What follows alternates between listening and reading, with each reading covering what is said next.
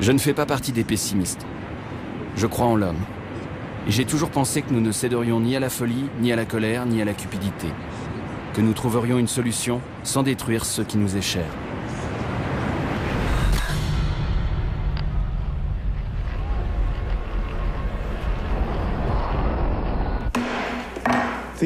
La parole est au sous-comité à l'énergie et aux minerais.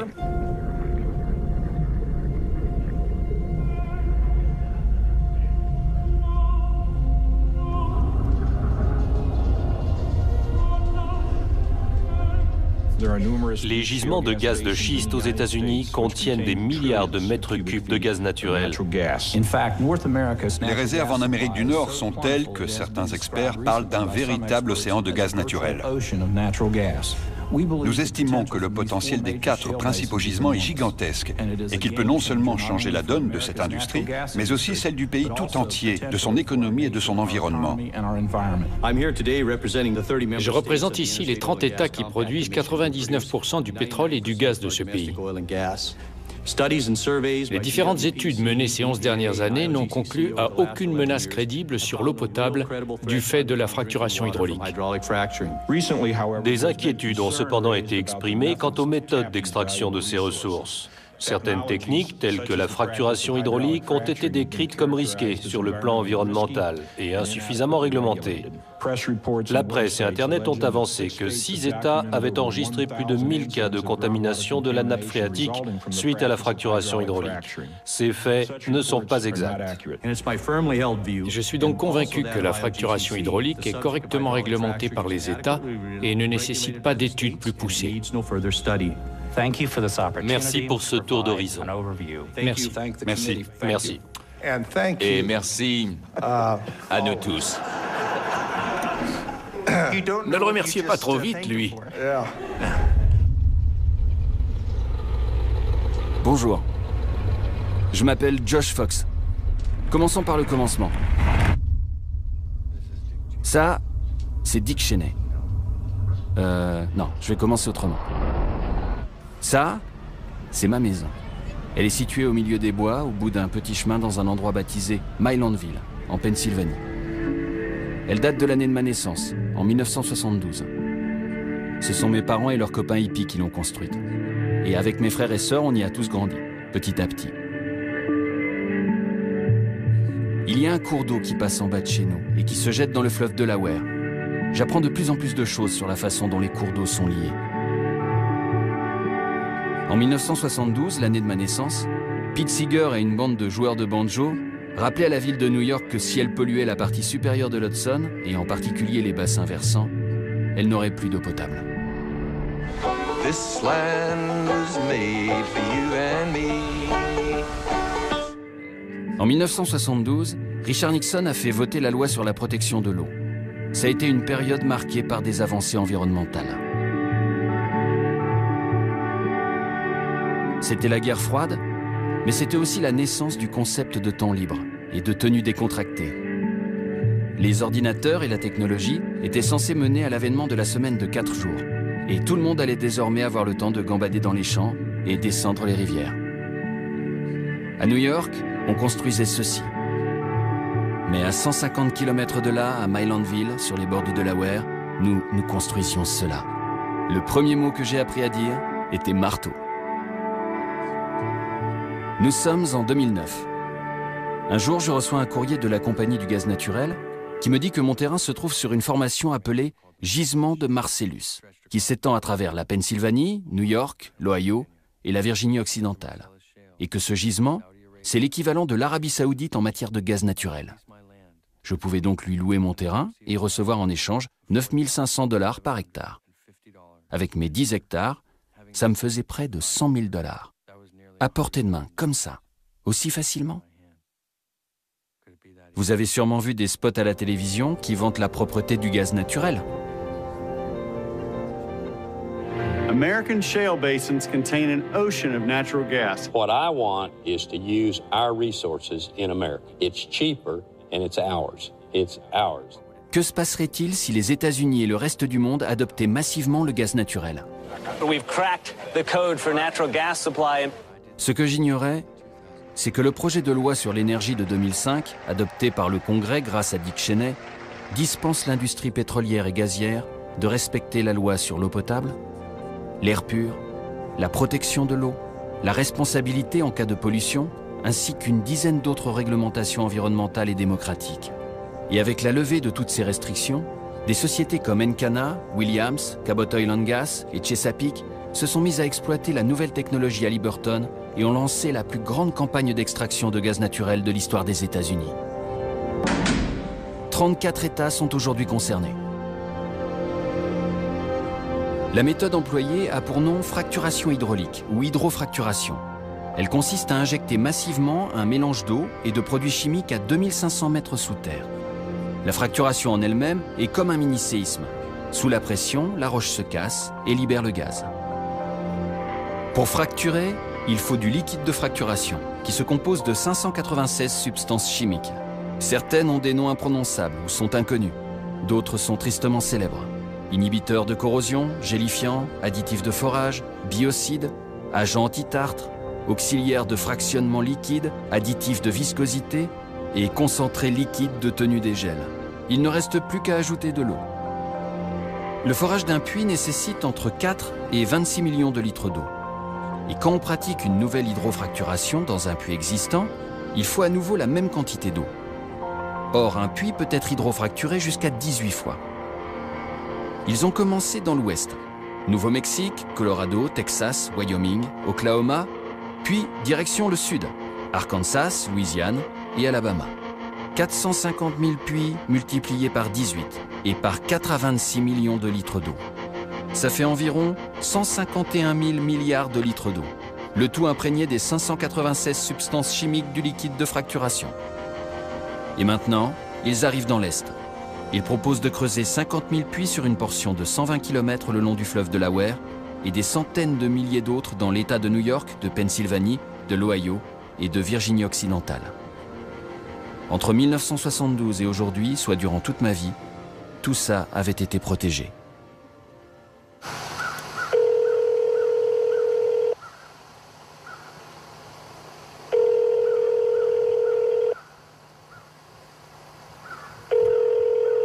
You may dial at any time. Yes, may I take a message? Okay, sure. This is Josh Fox. I'm looking to see if we could interview someone on the subject of natural gas extraction and hydraulic fracturing. The best thing to do would be to send an email with your request. Halliburton Corporate Affairs. Did I just talk to you? Hi, this is Scott Halliburton. How can I help you? Record your message at the tone. I'd love to find somebody to interview at Halliburton. So if you'd please call me back, I'd really appreciate it.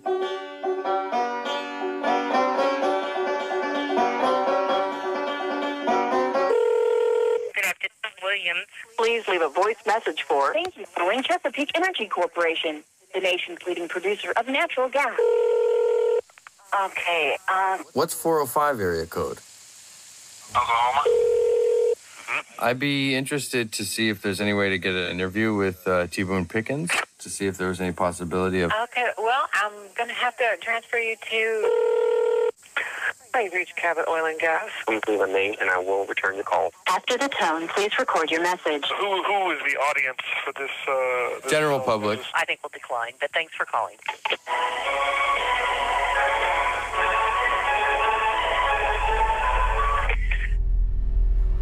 J'ignore combien d'entre vous ont un lien étroit avec les cours d'eau. Lorsque j'étais petit, on pouvait se promener le long du fleuve des heures durant, sur des kilomètres. On suit un de ses méandres, on fait 10 pas et quand on se retourne, le paysage est complètement différent. C'est un endroit que je connais par cœur et que je porte en moi, en permanence. Pour moi, c'est comme si c'était la source de toutes les formes de vie. Et ça l'est. Il n'y a pas de vie sans eau.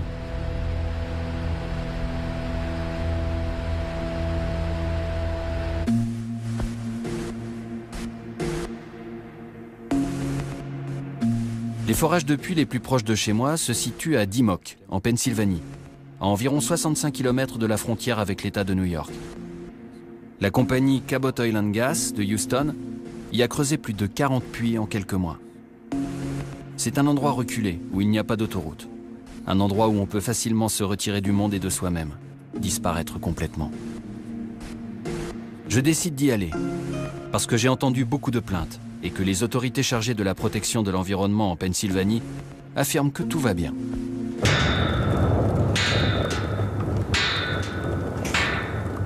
L'histoire de Dimmock commence par une série d'appels au secours de Pat Farnelly. Si elle pouvait, elle crierait à l'aide sur la place publique. Partout où il n'y a pas d'arbres, il y a un puits. Il y en a une dizaine. Ça arrive qu'elle coule en faisant des bulles. Alors évitez. Tenez. Je n'en bois pas. Lorsque des gens de chez Cabot sont venus me voir pour me dire qu'on pouvait la boire, j'ai dit « D'accord, allez-y ». Mais ils ont refusé. Il y a eu des jours où mes 4 enfants ont été malades. Tout le monde était malade, y compris moi. On avait mal au ventre et on n'a rien pu garder pendant plus d'1 mois. Et puis Jean, la voisine, est venue me voir un jour à l'église et elle m'a dit « Tu n'as rien remarqué de bizarre avec l'eau? La nôtre est mauvaise. » Les May ont eux aussi des problèmes avec leur eau et ils ont un nouveau-né. Je me rends ensuite un peu plus haut dans la rue, chez Ron et Jean Carters. Un puits a été creusé juste devant chez eux. Et peu de temps après le forage, leur eau s'est mise à faire des bulles. C'était le gaz naturel. Je leur ai dit que je n'étais pas content, que l'eau était bonne avant, mais que depuis qu'ils étaient là, elle était devenue mauvaise. Ils m'ont demandé si je pouvais prouver que c'était à cause d'eux. Ma femme leur a demandé s'ils pouvaient prouver que ce n'était pas à cause d'eux. Depuis, c'est silence radio. En 40 ans, on n'a jamais eu aucun problème avec l'eau. Et là, depuis qu'ils forent, elle n'est plus bonne. La visite suivante m'amène encore un peu plus haut sur la route. Le puits à eau de Norma Fiorentino a explosé le jour de l'an. C'est vrai? C'est ma belle-fille. Elle dit qu'ils vont passer un reportage à midi. DEP says Cabot Oil and Gas has polluted more than a dozen water wells drilling for natural gas. C'est chez moi. Ça fait 30 ou 40 ans qu'on est voisins. Et on s'entend tous bien. On a les mêmes problèmes. Les types du DEP, la protection de l'environnement et de Cabot étaient là. Et je leur ai dit, vous avez dit à ma mère qu'elle pouvait boire l'eau?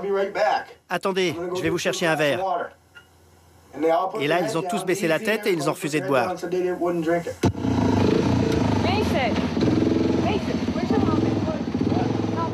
Je rends ensuite visite à Debbie May.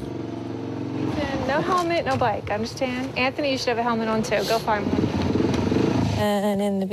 Début novembre, l'eau a pris une drôle de couleur. Elle avait un goût bizarre aussi, un peu métallique. Puis elle est devenue marron, un peu comme de la boue. Cabot a envoyé un labo pour la tester et le gars nous a dit de ne pas nous en servir, ni pour boire, ni pour se doucher, ni pour la lessive, ni pour la vaisselle, ni pour rien. Votre puits est là-dessous? Oui, et ils ont installé ce tuyau-là. Pour évacuer le gaz? Oui. L'autre chose qui inquiète Debbie May, c'est ce qui arrive à ces animaux. Ils ne sortent plus. Ils perdent leur poil. Et l'un de ces chats a des vomissements. Nos 30 chats sont malades. Et au DEP, ils en disent quoi? Ils me disent que j'utilise trop de détergent pour nettoyer. Et j'en ai aussi parlé à un avocat de Cabot, et il m'a dit que ça venait des poteaux téléphoniques. Le chat s'est approché de ses poteaux? Il ne sort jamais. Lui aussi, il perd ses poils? Oui. Et il maigrit. Ça a commencé au même moment? Oui. L'eau était impeccable, mais à partir de juin, il a commencé à y avoir du propane et des trucs comme ça dedans. À un moment, on pouvait même y mettre le feu. On prenait un récipient, on secouait, une allumette et ça s'enflammait. Et mes enfants, comment ils seront dans quelques années? Mais Cabot dit que c'est pas leur faute, qu'ils n'ont pas contaminé l'eau. D'après les témoignages de Pat, Ron, Jean, Norma et Debbie, il est clair que quelque chose de grave se passe à Dimmock. Mais ce n'est pas tout. On me parle sans arrêt d'une famille qui arrive apparemment à mettre le feu à son eau. Une famille qui ne parle pas aux journalistes. Je me demande pourquoi, et je décide d'aller les voir.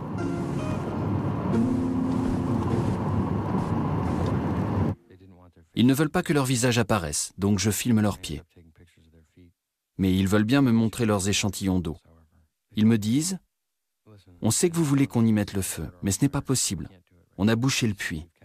On a peur de s'en servir parce qu'il risque d'exploser et de mettre le feu à la maison. Alors même si vous aimeriez filmer ça parce que c'est spectaculaire, ce n'est pas possible. Je me sens de plus en plus happé par toute cette histoire. Je reçois alors un coup de téléphone. Il ne se passe rien à cause des grands pontes qui sont à la tête de tout ça. Ouais. Je devrais pas parler, mais tant pis. Vous aussi, vous prenez de gros risques en faisant ça. Mais l'argent ne justifie pas tout. C'est ma vie qui est en danger. Je vous dis les choses comme elles sont. Je traverse la route pour voir si je peux interviewer la personne qui m'a appelé, ou juste la saluer. Ce n'est pas possible. Mais un homme vient me parler. Il n'est pas tranquille. Il me tend un flacon. Je dis, c'est quoi? C'est toxique. Comment ça, toxique? On ne peut pas faire pire. Prenez ça et dites-nous ce qu'il y a là-dedans. Ils sont convaincus que je suis réalisateur de documentaires. Quand on a une caméra dans les mains, on devient crédible. On se retrouve avec un flacon rempli d'un liquide contaminé et on vous demande de trouver ce que c'est.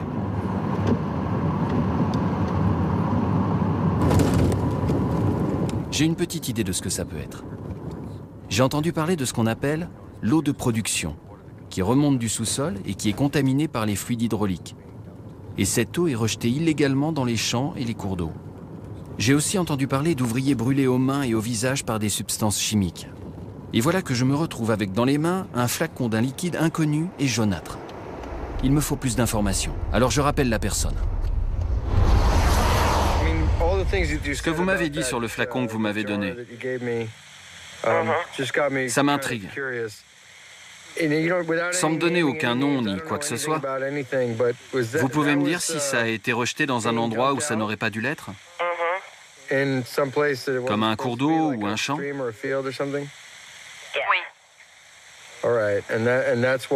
Et c'est pour ça que c'est important de trouver ce qu'il y a dedans.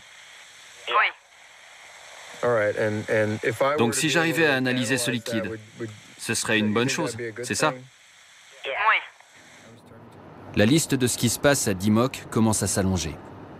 Eau défectueuse, problèmes de santé, risque d'explosion chez les habitants, destruction des terres, absence de confiance dans les autorités, sentiment d'avoir été trompé et d'être impuissant, animaux morts ou malades, problème pour obtenir des informations fiables sur l'extraction du gaz, sentiment qu'on cherche à étouffer l'affaire. En d'autres termes, toute vie normale est désormais impossible ici. J'ignore s'ils disent la vérité, je ne peux faire que des suppositions. Mais ce qui est clair, c'est que ces citoyens se sentent trahis et abandonnés. Alors que je vais déposer le flacon dans un laboratoire, je décide de renoncer aux 100 000 $ proposés. Mais je suis inquiet, car tout le monde autour de moi a reçu le même courrier et beaucoup ont déjà accepté. S'il y a bien une chose de sûre, c'est que si les projections de cette industrie sont correctes, ce sera la fin des Catskills et du bassin du Delaware tel que nous les connaissons. Et cela entraînera un profond bouleversement des États de New York et de Pennsylvanie. Mais les forages n'ont pas encore commencé dans ma région, sur les bords du Delaware. L'État de New York a commandé une étude d'impact environnemental. Et en Pennsylvanie, les autorités n'ont pas encore décidé si elles autorisaient ou non les forages le long des bassins versants sensibles. J'éprouve désormais le besoin de découvrir ce qui se trame. Le cas de Dimmock est-il l'exception ou la règle? Où trouver la réponse? Est-ce qu'il faut que je me transforme en véritable détective des gisements de gaz naturel? Soit.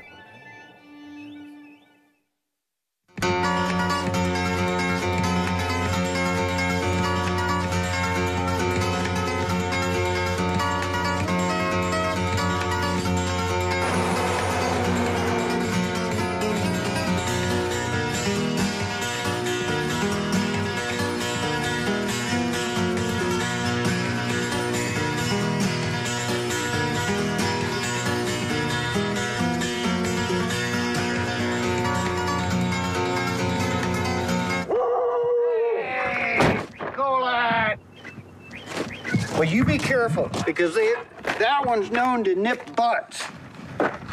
And it pinches pretty good. Keep the camera over my butt now. Yeah. Ça fait glou-glou. Voilà l'échantillon qui arrive. Ça s'est déposé au fond. Mais voilà à quoi ressemble notre eau. Elle vient du robinet? Oui. Du robinet, oui. Ils ont appelé Mike il y a 3 semaines pour lui dire qu'ils avaient testé l'eau et qu'ils n'avaient rien trouvé. Là-dedans? Oui. Il n'y a rien d'anormal dans votre eau qui puisse être imputé à l'exploitation du pétrole et du gaz dans votre secteur. Comment vous faites alors? On a un réservoir qu'on remplit toutes les semaines. C'est 2 réservoirs de 2000 litres chacun. Et une fois par semaine, je vais en ville acheter de l'eau. Ça marche avec des pièces. Donc, je dois mettre l'équivalent de 15 $ en pièces. Nous vous informons que Noble Energy a mandaté LT Environnemental pour enquêter sur l'éventuel impact du gaz naturel sur un puits d'eau dans votre secteur. Je suis déçue par l'attitude des autorités.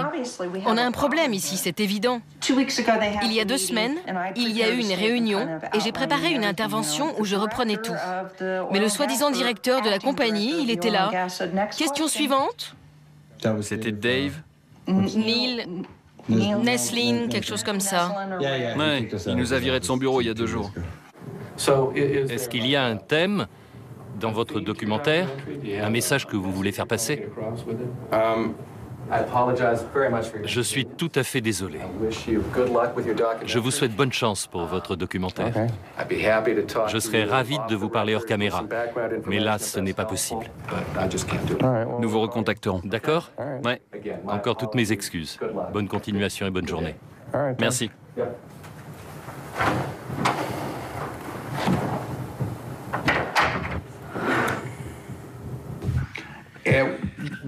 Un jour que le puits faisait des tas de glouglou, j'ai décidé de mettre un sac en plastique sur le dessus. Et en quelques minutes, le sac était plein. Je l'ai fermé et j'ai enfoncé une mèche dedans. Là, je me suis dit que c'était peut-être pas bien malin.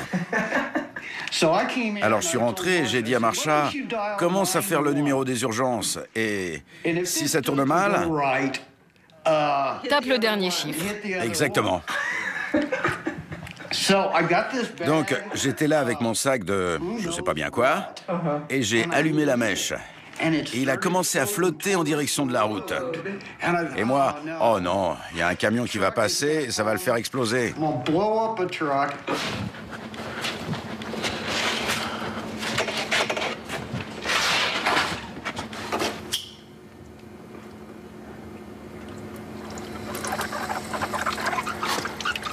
J'ai vu une étincelle. Ouais.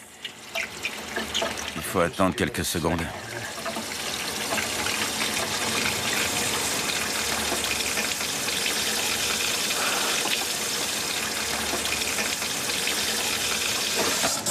Oh la vache!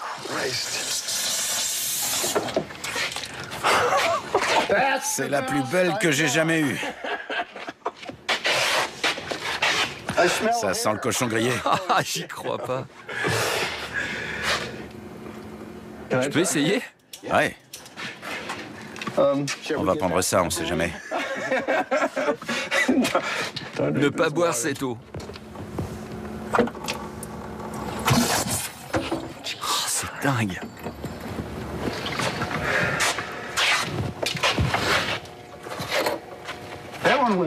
Celle-là, elle m'a foutu les jetons, j'ai même été surpris. Pourtant, je l'ai fait un paquet de fois. C'est flippant quand même. Oui. C'est pas censé faire ça.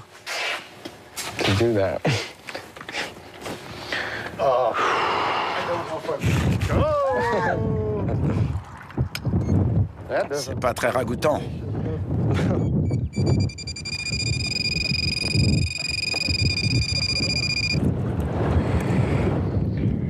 C'est parti.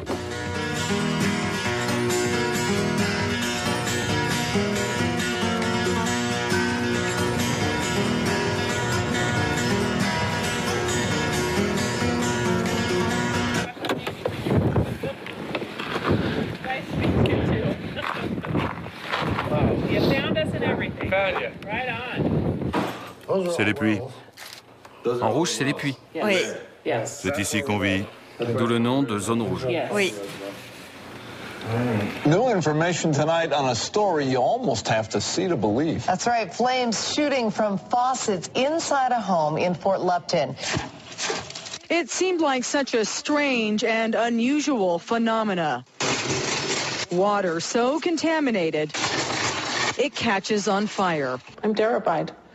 There are no other words for it. I am absolutely terrified. Amy Ellsworth was so scared she had her well water tested and found out the groundwater is contaminated with natural gas. 2, 3, 4. Je l'ai compté celui-là. 1, 2, 3. Plus celui-là. 4. Il est derrière un arbre.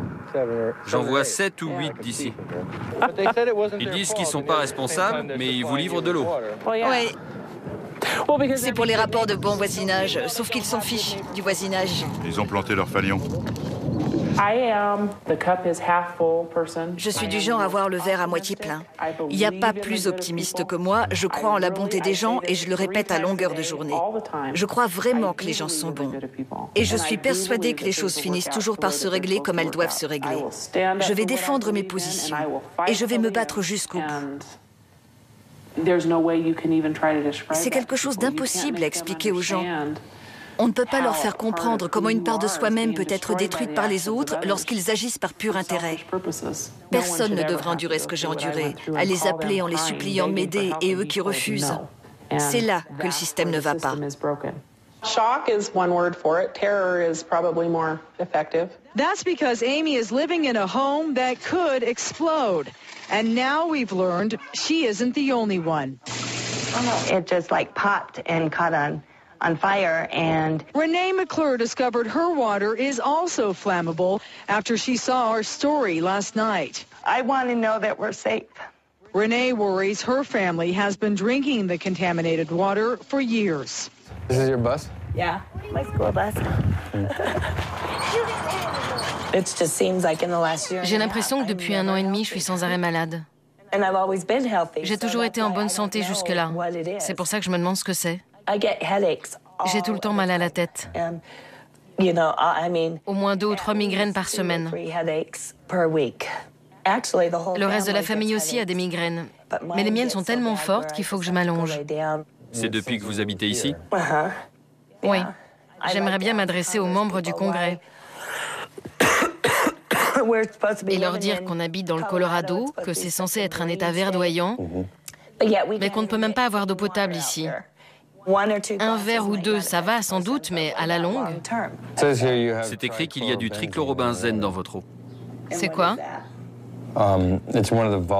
C'est l'un des composés organiques volatiles associés à la production de gaz.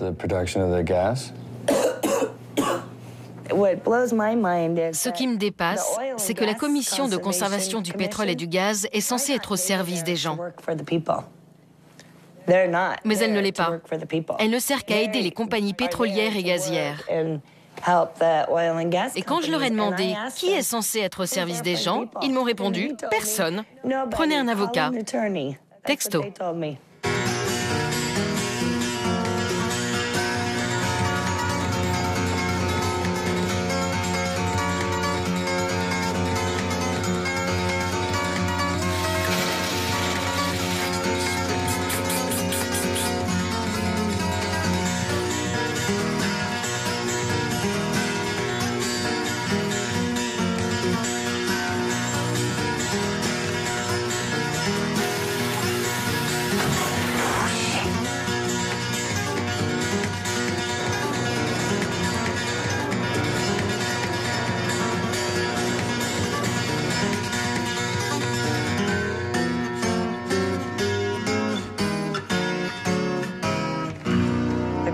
Oil and Gas Commission is aware of the situation and will probably be doing some additional testing in the area as soon as possible. Well, the bottom line is, whose responsibility is it to take care of this problem? They're really going to have to look a little deeper into this because it does seem to be more widespread than we thought. Absolutely. Yeah. Very scary. Okay. All right, Heidi, thanks.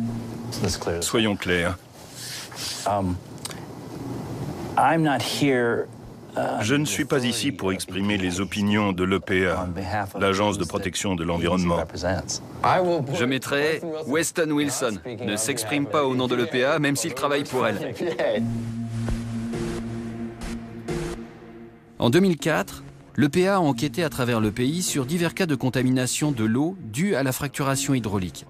Mais des experts ont rejeté l'enquête, estimant que même si des matières dangereuses avaient été injectées dans le sol, l'EPA n'avait pas à s'en occuper. Weston Wilson a alors écrit au Congrès pour protester.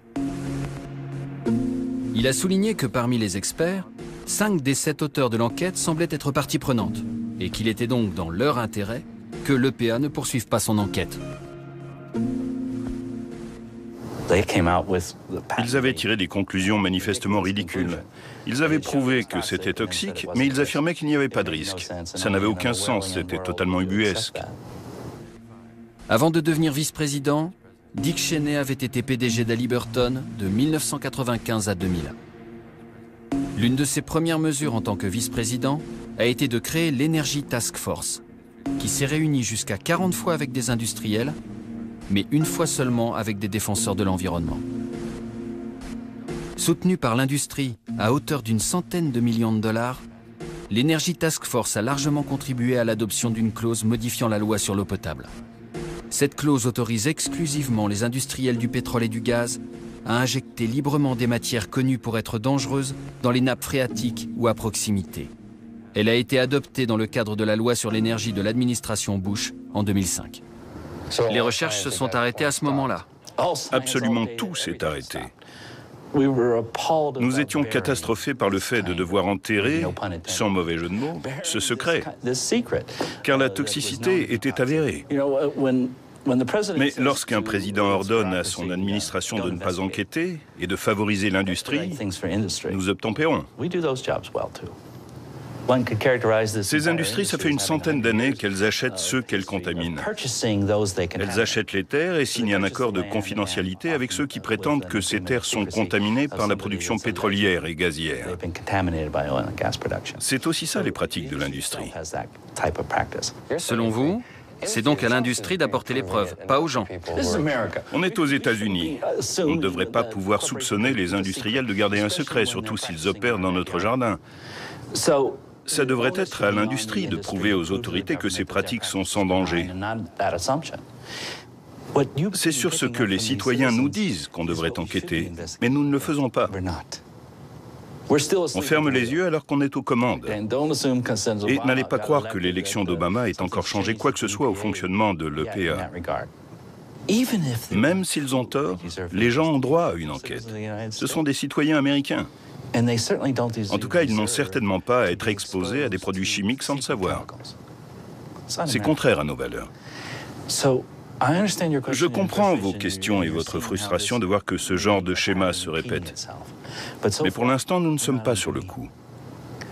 Nous ne sommes pas présents en tant qu'agence gouvernementale pour répondre aux questions légitimes que vous vous posez. Il faut qu'on y soit contraint.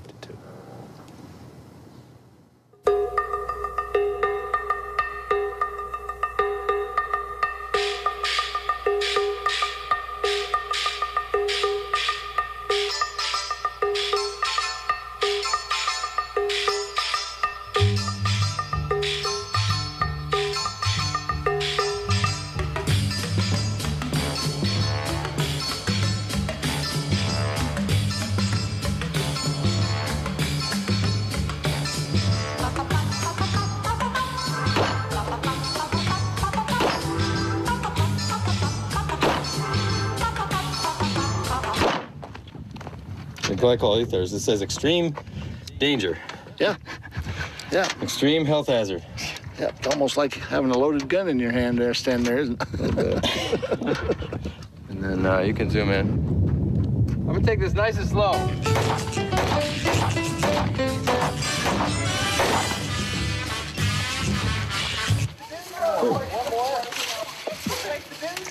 Cheese. Cheese. Jeff et Rhonda Locker vivent ici depuis au moins 30 ans. À la fin des années 90, une société gazière est venue relancer le puits qui se situe juste derrière chez eux. Rhonda était dehors en train de faire la lessive quand l'eau est devenue noire. C'est là qu'ils ont compris qu'il y avait un problème. Et pas de laverie automatique à des kilomètres à la ronde. Tout d'un coup, le lave-linge s'est bouché et l'eau qui en est sortie et qui a tout inondé était complètement noire. Vraiment noire. Bien sûr, j'ai alpagué le responsable du forage quand il a traversé la cour et je lui ai demandé ce qu'il avait fait à l'eau, mais il m'a dit rien du tout. J'ai pas lâché le morceau et j'ai obtenu qu'on analyse des échantillons d'eau et on a découvert qu'elle était totalement impropre à la consommation. Ça a été rapide. Très rapide.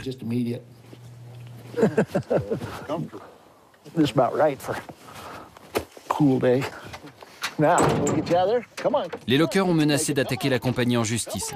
Et ils ont obtenu 21 000 $ pour installer un système de filtration de l'eau. C'est le puits qui était là quand on a acheté le terrain. On continue à s'en servir, mais c'est celui-là qui nous a posé problème. Les Lockers ont dû signer un accord de non-divulgation. Le jour où j'ai signé, je leur ai dit « je signe, mais si on me demande, je dirai la vérité ». Aujourd'hui, ils sont tellement à bout qu'ils brisent le silence. Voilà le système. Il pompe l'eau, la fait passer par l'adoucisseur et remplit ce réservoir de 2000 litres. C'est une pompe centrifuge. Ça fonctionne bien. J'appelle ça un filtre, mais c'est plus une membrane. On a bu cette eau pendant un moment, mais il y a 4 ans et demi, Rhonda est tombée gravement malade. Elle était atteinte de neuropathie aiguë et elle souffrait beaucoup. Elle était de plus en plus diminuée à cause des douleurs et elle a subi plusieurs ponctions lombaires pour voir d'où ça venait. Jeff et Rhonda se sont aperçus que leur système par osmose inverse ne filtrait pas les glycoléthaires qui attaquaient la membrane à l'intérieur du filtre. On ne boit plus l'eau. On va la chercher. C'est-à-dire, vous allez la chercher? Au supermarché. On l'achète. Chez Louis Mix aussi, l'eau a été contaminée après une fracturation hydraulique. Elle s'est mise à sentir le gaz. En 2004, ils ont foré ce puits là-bas. De nombreux tests ont révélé la présence de différentes formes d'hydrocarbures et de glycoléthaires. Encana, la compagnie gazière, a rejeté toute responsabilité. Dos au mur, Louis n'a eu d'autre choix que d'essayer de creuser un autre puits à eau sur son terrain. Ça sentait le gaz à 50 mètres. Et on est allé jusqu'à 70 mètres. Et quand on a voulu le faire sortir, on a tout pris.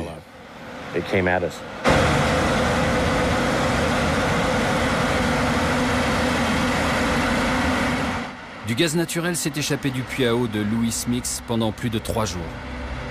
Le ministère de la Sécurité intérieure a révélé que plus de 80 000 mètres cubes de gaz s'étaient évaporés dans l'atmosphère. Louis a dû faire intervenir un juge afin qu'il oblige Encana à bétonner le puits pour stopper la fuite et à lui fournir une autre source d'eau. Le grand bâtiment vert à côté de la maison de Louis contient 2 citernes qu'Encana remplit 2 fois par semaine. Je vous fais voir. C'est les 2 citernes qu'ils viennent remplir? Pourquoi ils font ça? À votre avis? S'il n'y avait pas de problème, vous croyez qu'ils le feraient? Vous avez même fait venir un hydrogéologue pour avoir son avis. Ouais. Et alors? Il a dit qu'il y avait tout là-dedans. Quand il fracture, il y a tout qui se mélange.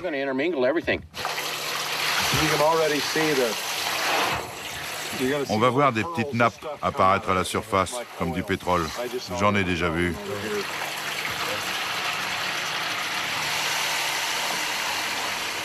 L'eau que Louis Mix récupère dans son puits ne peut servir qu'à des expérimentations scientifiques bizarres ou à des activités dangereuses pour le cerveau.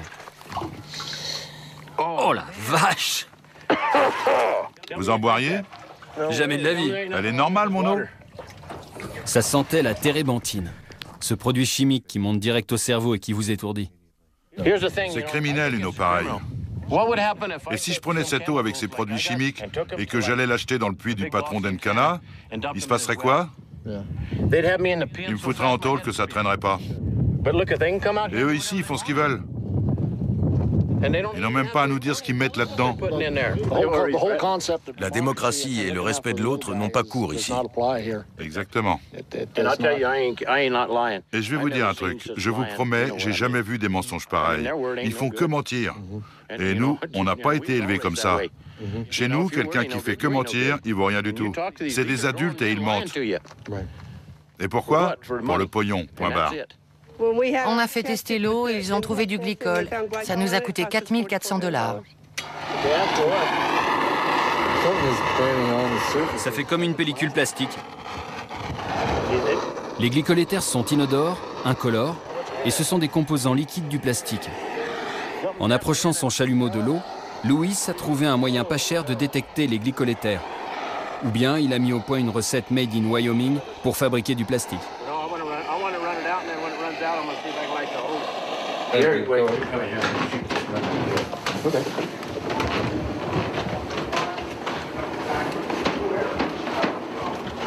J'ai tout de suite accroché avec Louis. Son miroir années 70, ses bibelots de cow-boy et son canapé, le plus confortable du pays. That's good to sit on. Should be on the buffalo hide. That is fab. Wow. John Fenton et sa femme Cathy ont 24 puits sur leur terrain. Tous sont visibles depuis leur porche.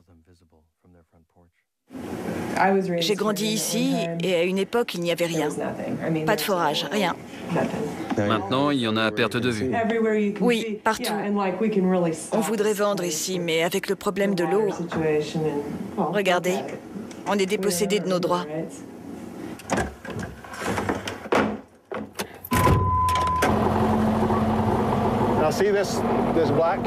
Vous voyez la mère avec son petit veau noir là? Il n'a même pas 12 heures. Il vient tout juste de naître. On ne peut travailler qu'avec un certain nombre de puits à eau. Et franchement, je ne sais pas comment elles font pour la boire. Elle sent très mauvais et elle change de couleur tout le temps. Mais il faut bien s'en servir.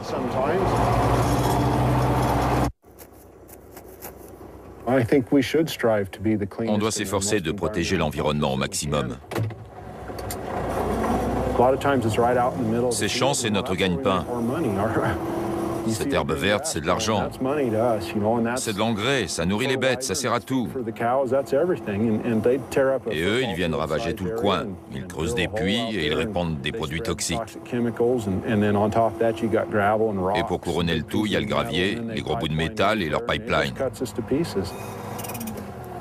Ils mettent tout ça en charpie. Et ils procèdent différemment sur chaque puits. C'est jamais les mêmes personnes. Personne ne surveille. C'est la jungle. John Fenton me dit que sa maison est cernée par les émanations dues à la purge des cuves à condensat. Parfois, les fumées sont si denses qu'elles plongent sa maison dans un nuage de vapeur toxique. Vous sortez de chez vous le matin et sur 30 à 60 mètres d'épaisseur, l'air est marron. C'est comme une nappe marron qui recouvre tout. Et il n'y a pas que les animaux qui respirent ça. Il y a aussi les hommes. Cathy et sa belle-mère, qui habitent plus bas sur la route, souffrent de maux de tête, de vertiges et d'une perte de l'odorat et du goût. On nous dit qu'il faut les laisser faire, qu'il faut arriver à une sorte de compromis. Mais on a déjà fait tous les compromis qu'on pouvait. Et s'ils continuent les forages, les gens vont devoir partir d'ici, abandonner leur travail et leurs terres. Et moins il y aura de gens ici, et plus ils auront les mains libres. De toute façon, ils font ce qu'ils veulent. Peu importe qu'on soit touché ou non. Si j'avais su, je ne sais pas si j'aurais amené ma famille ici. Ça me fait de la peine de dire ça. Mais je sais que certains se demandent comment je peux aimer vivre ici. Mais c'est ma vie. Mon père et mon grand-père étaient des cow-boys. Et du côté de ma mère, ils sont fermiers dans le Nebraska. Voilà ce que ma famille m'a légué. Et ça, c'est la ferme de famille de ma femme. On est fiers de tout ça. Mais bon Dieu, quand notre mode de vie est malmené et que notre santé est menacée, qu'est-ce qu'on peut faire? Je ne sais pas où aller. Où est-ce que je peux aller? C'est pareil partout. C'est ça que j'aimerais dire à ceux à qui ça arrive. Vous n'êtes pas les seuls. On est tous dans le même bateau, il faut qu'on soit unis et qu'on se mobilise, qu'on parle tous d'une seule voix et qu'on résiste face à ces salopards. C'est un vrai bonheur d'être au milieu de tous ces animaux. Tout ce qu'on veut, c'est élever ces bêtes le plus naturellement possible. Mais si elles sont obligées de respirer un air pollué et de boire une eau contaminée, qu'est-ce qui va leur arriver? Comment elles vont finir? Il faut qu'on puisse être sûr que la viande qu'on produit est de la meilleure qualité possible. Parce que dans 1 an ou 2, elle va finir dans l'assiette de quelqu'un.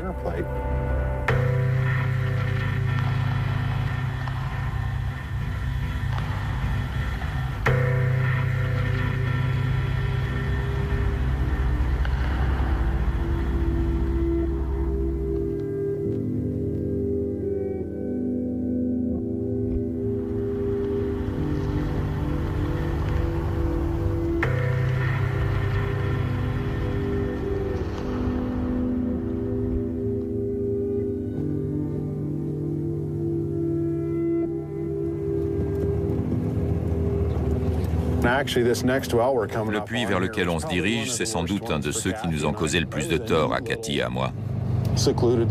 C'était un petit endroit sympa et tranquille pour pique-niquer. On venait discuter ici, il n'y avait personne alentour, c'était juste là.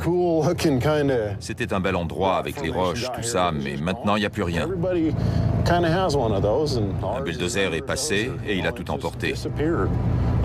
En une journée, tout a disparu, impossible de reconnaître quoi que ce soit. C'est dingue.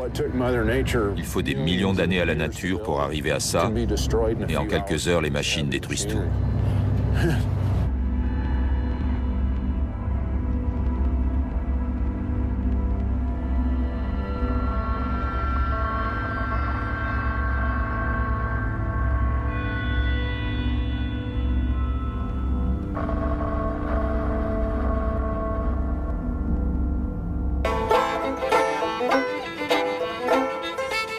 J'ai de la chance.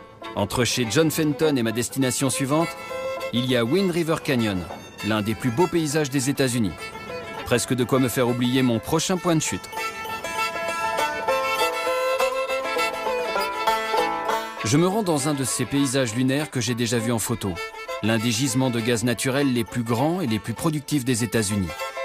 Celui de Jonah, au pied du Grand Teton. Au sud, le parc de Yellowstone et la forêt nationale de Bridger-Teton.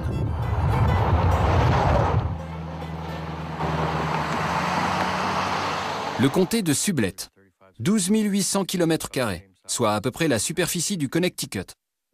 Environ 6 000 habitants, c'est-à-dire un habitant tous les 2 km² environ.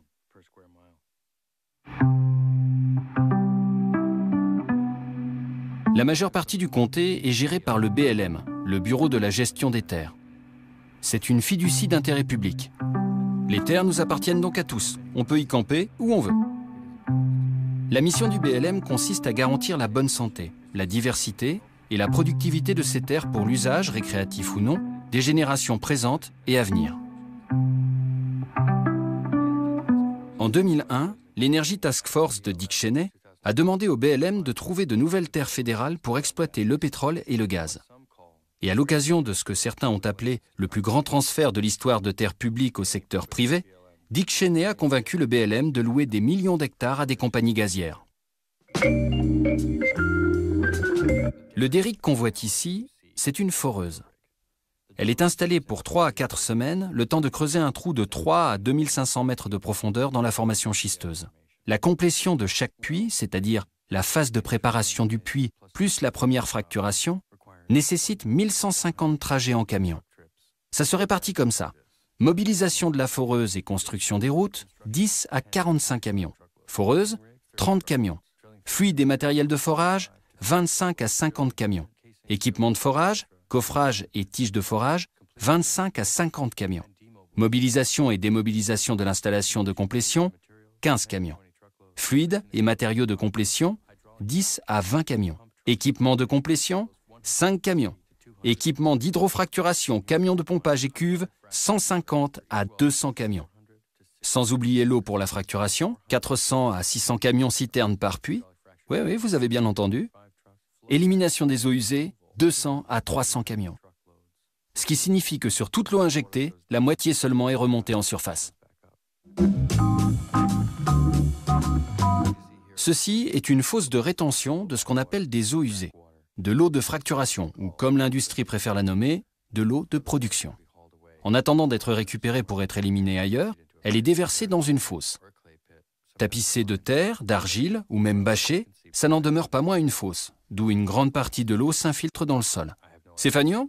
Aucune idée de ce qu'ils font là. On inaugure peut-être un nouveau puits.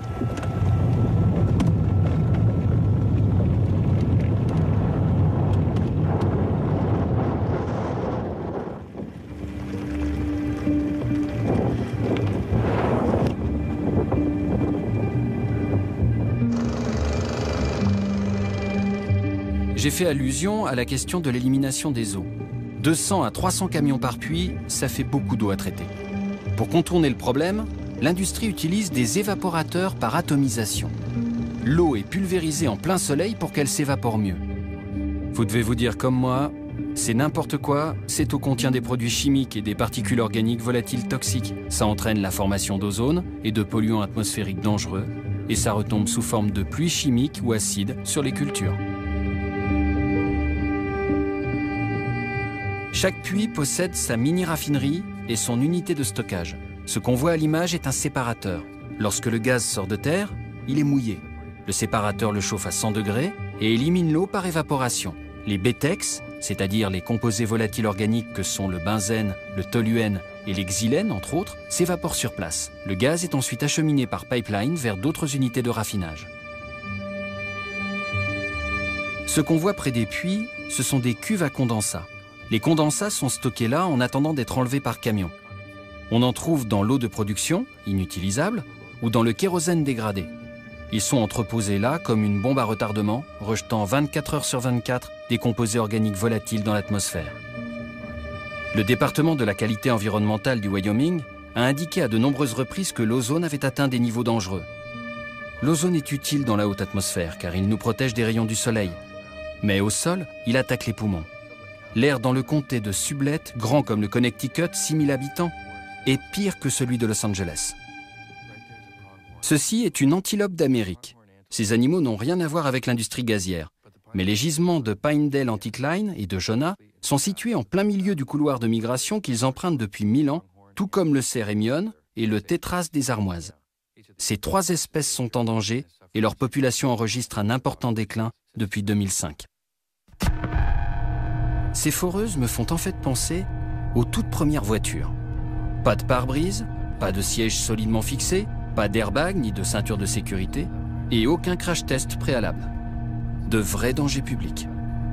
Les véhicules d'aujourd'hui sont ultra sécurisés et je ne peux pas m'empêcher de penser aux centaines de normes de sécurité qu'il faudrait adopter avec le gaz. Maîtrise des composés organiques volatiles, stockage des déchets toxiques hors site ou hors sol, utilisation de fluides de fracturation non toxiques. Faute de quoi, on laisserait tout tomber et on opterait pour les panneaux solaires. Au cours de ma visite, je me perds dans le dédale de petites routes qui vont aux différents champs gaziers, dont le nom n'est même pas indiqué. Chacune d'elles mène à un site, puis à un autre, puis à un autre encore. Il n'y a strictement personne. Je peux aller où je veux. Après tout, c'est une terre qui appartient au BLM. Donc à moi et à chaque citoyen américain.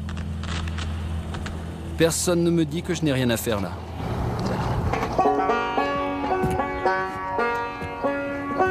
Et apparemment, aucune restriction non plus à la pratique du banjo.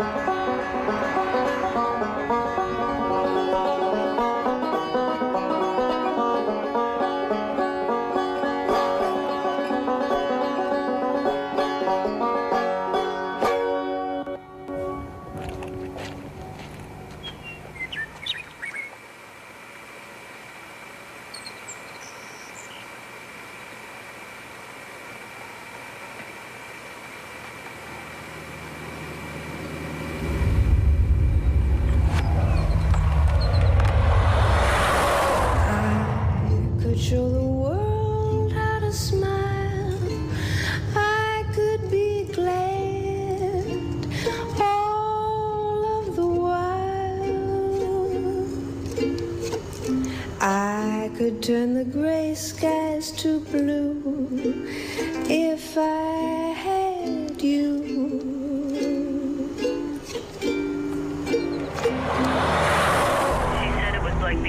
Elle avait l'impression d'avoir la tête prise dans un étau.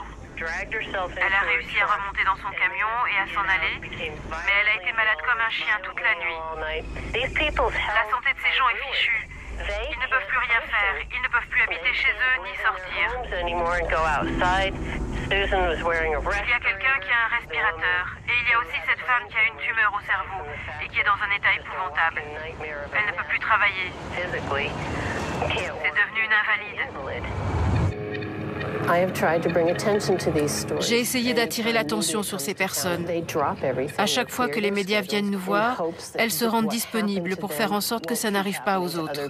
Elles savent que pour elles, c'est trop tard. Je prends vers le sud du Wyoming, en direction du magnifique versant ouest du Colorado. Dans le comté de Garfield, il y a plein de villes au nom évocateur. Rifle, Rulison, Parachute, Silt et Battlement Mesa font partie des premières zones habitées à avoir connu une ruée gazière. En moins de 10 ans, la zone s'est rapidement industrialisée et plus de 5000 puits ont été forés. Garfield donne une idée de ce à quoi ressembleront les prochaines zones exploitées. Ce comté fait aussi l'objet de la première étude sur les effets sanitaires de l'exploitation gazière. 7 chercheurs en médecine de l'Université du Colorado ont examiné l'air et l'eau et détecté d'importantes anomalies liées aux émissions toxiques. Les gens de ce comté qui m'ont appelé avaient donc de graves problèmes de santé. C'est Karen Trulove. Elle s'est mise à avoir des migraines aiguës et à se sentir très mal. Sa situation empirait tellement qu'elle ne vivait plus. Elle survivait à peine. Et mon ami, Rick, il a du benzène et du toluène dans le sang. Tara s'exprimait à la place de ses amis, qui étaient tenus de respecter des accords de non-divulgation.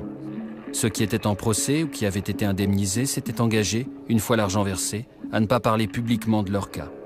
Mais une amie de Tara n'avait pas signé ce type d'accord. On venait de fêter les 50 ans de mariage de mon ami Dee Hofmeister et on est rentré. Dans le jardin, il y avait une énorme foreuse et des semi-remorques. L'odeur était tellement forte, l'odeur de benzène, qu'on a tous couru jusqu'à la véranda. Elle était entourée d'un énorme nuage gris, comme si elle était prisonnière de ce nuage. Ça faisait maximum 15 minutes qu'on était dans la maison quand je me suis évanouie. On a des douleurs partout dans le corps et on ne sait pas pourquoi. Et puis ça s'arrête et ça redémarre ailleurs. C'en était arrivé à un point où je ne pouvais plus me déplacer sans déambulateur.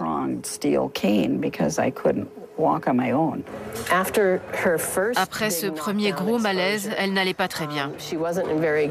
Et puis, il y a quelques années... Le puits, foré chez Dee Hofmeister, a explosé. Les cuves à condensat ont pris feu et la foreuse a été détruite. On a entendu des explosions à 3 heures du matin. Notre fils a voulu sortir pour aller voir, mais il a dû rentrer à cause de la chaleur.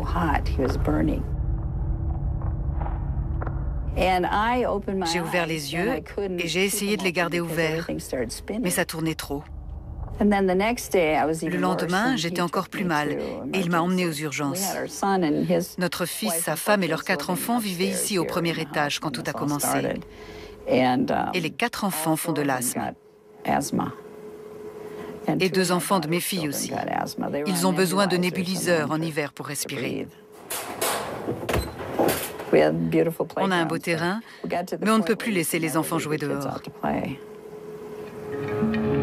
Tout le monde me racontait ses symptômes. Le premier jour, dans le comté de Garfield, j'ai fait 16 heures d'interview. Et puis, j'ai eu la chance de rencontrer Sio Colborn, récompensée par 5 Rachel Carson Awards, déclarée écologiste de l'année par Time Magazine et experte auprès du Congrès.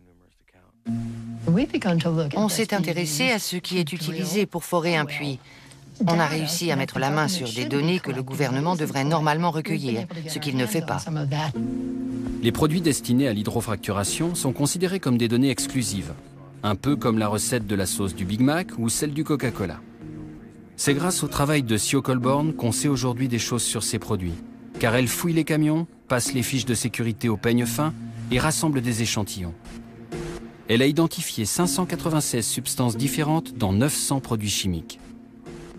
Personne ne tient compte des lois environnementales que nous avons rédigées pour protéger la santé publique. Or, les troubles neurologiques sont très insidieux. Il y a 3 ans, j'ai commencé à avoir des vertiges. Au début, ça peut être de simples maux de tête, puis les oreilles qui sifflent. J'ai cru que j'avais une otite, mais l'otorino m'a dit que tout allait bien.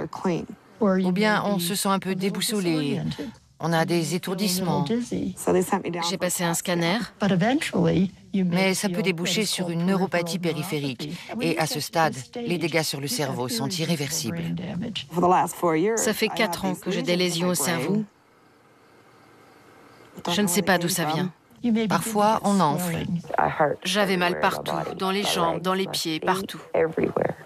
Des extrémités surtout, bras et jambes. Je ne pouvais plus ni bouger ni manger. On ne sait pas où la douleur va se manifester. Elle peut être intolérable. Quand on pense aux ouvriers ou encore aux personnes qui ont un jardin dans un rayon de 300 mètres autour d'un puits, les cuves émettent sans arrêt des vapeurs. ils inhalent ces produits chimiques 24 heures sur 24, 7 jours sur 7. C'est quoi cette odeur? Je sais pas, je sens rien. Vous non plus, vous ne sentez rien? C'est l'un des effets secondaires du sulfure d'hydrogène. Je ne sens plus la litière du chat. C'est plutôt bien. Oui, mais depuis 2 ans, je ne sens plus les fleurs. Je n'ai presque plus de goût. Je reconnais le salé, le sucré. Le salé, ça va. Le sucré aussi. Mais je ne perçois pas les subtilités des aliments. Tout a le même goût. C'est pas drôle. Je suis allée discuter avec les responsables, les personnes qui surveillent, et même avec les patrons et les gens chargés des relations publiques. Ils étaient extrêmement surpris. Ils m'ont regardé comme si j'étais folle. J'ai demandé où les produits chimiques étaient mélangés. Ils m'ont répondu « Oh, on n'en utilise pas, et quand on en utilise, ils sont sans danger. » Même les patrons ne savent pas ce que leur personnel manipule. Les gens qui entendent ça se demandent pourquoi tout ça n'est pas contrôlé. Mais on ne peut rien contrôler tant qu'on ne sait pas ce qu'ils utilisent. C'est tout simplement impossible. Après mon interview de CEO et mes différentes visites, il devient clair qu'il n'y a aucune planification derrière tout ça. Toutes les infrastructures gazières vont se développer de façon anarchique. Un gazoduc par-ci, une fosse d'eau usée cachée derrière une montagne par-là. Heureusement, ma dernière interview est plutôt drôle. J'ai fait un rêve l'autre nuit. J'étais dans un lycée ou un collège et j'étais aux toilettes. Et il y avait du caca partout. J'étais scandalisée. Quelqu'un devait bien être responsable. Le proviseur, bien sûr. Alors j'essayais de ramasser toute cette merde et de la mettre dans un sac. Et je me disais, je vais aller la montrer au proviseur et je vais lui mettre ça dans un joli petit sac fermé par un ruban pour attirer son attention. Je vais déposer ce sac de merde sur son bureau et ça va lui faire un choc. Parce qu'il va penser que c'est un cadeau et il va l'ouvrir. Mais là, il va voir que c'est de la merde. Et comme ça, j'attirerai son attention et il prendra enfin ses responsabilités. Il est vraiment révélateur, ce rêve. La merde, c'est de la merde, quel que soit l'emballage. C'était ça mon message. C'est pas très ragoûtant, mais bon, ça suffit de tourner autour du pot. Faut montrer les choses telles qu'elles sont. 3 millions de mètres cubes de gaz ont explosé à l'ouest de Divide Creek. Ça s'étend de là-haut à en bas, dans toute cette partie, sur 600 mètres environ. Ça remonte à la surface et ça fait comme des bulles de Pepsi. Prêt? C'est vrai, ça brûle. Oui. Il vaut mieux s'écarter. C'est Divide Creek. C'est ici qu'il y a eu la fuite durant l'été 2008. On a retrouvé des corbeaux et des lapins morts. Et j'ai encore les cadavres. Vous les avez? Dans le congélateur, oui. Parce que depuis presque un an, même les organismes spécialisés n'ont pas su nous dire à qui les envoyer. C'est Encana? Oui. Vous évitez tout contact avec l'eau? Oui, parce qu'on ne sait jamais. Mon père venait souvent ici l'été et il buvait l'eau de la rivière. Elle était bonne. L'année de la fuite, elle a été découverte en avril. Il a bu de l'eau ici pendant 1 mois. Il est mort 2 ans plus tard d'un cancer du pancréas. Il n'y a pas d'herbe dans la bouteille, je les ai enlevées. On va piéger le gaz qui s'échappe. Vous voyez, c'est la fuite là. Ça fait des bulles tout autour. Prêt?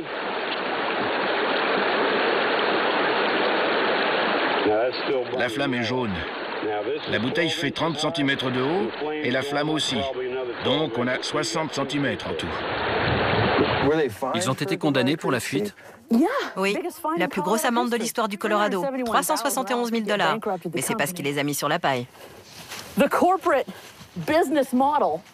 Les entreprises privées, elles fonctionnent comme ça. Elles viennent dans une région, elles s'y développent le plus vite possible, et si elles font des dégâts, elles s'arrangent pour que ce soit aux habitants qui subissent ces dégâts de le prouver et d'argumenter devant le tribunal.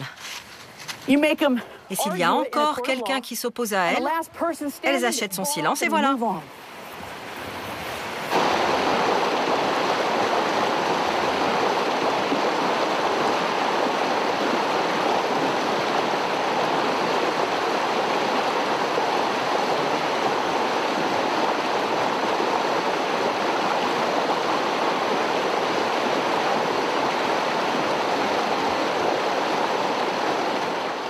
J'essaie de faire taire ma colère et ma douleur. Mais lorsque je m'accroupis et que je regarde la rivière et ses méandres, ça me rappelle chez moi et mes nerfs lâchent.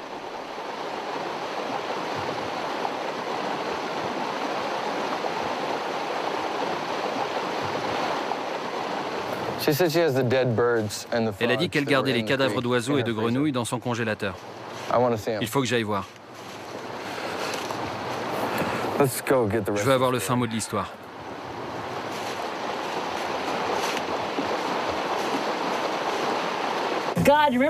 Mon rêve, vous vous souvenez? Et voilà, un oiseau. À l'été 2008, il y a des tas de substances noires, du diesel et des matières organiques qui sont apparues dans la rivière. Ça a été une hécatombe.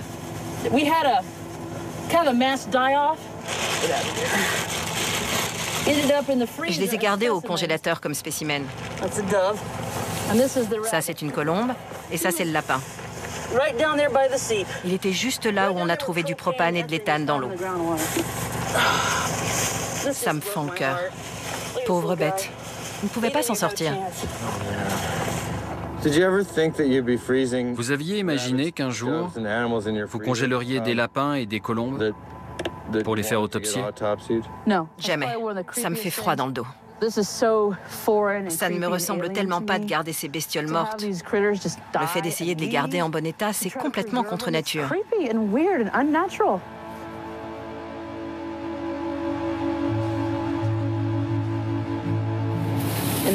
On va les mettre dans ce sac. Dans ce sac Walmart? Oui. On ne trouve pas de ça chez eux. Pas encore. Oui, vous avez raison, pas encore. Merci. À une prochaine fois. Gardez le moral. Vous aussi.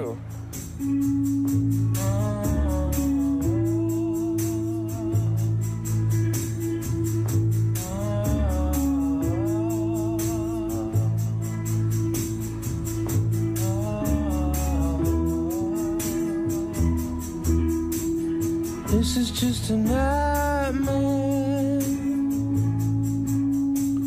Soon I'm gonna wake up.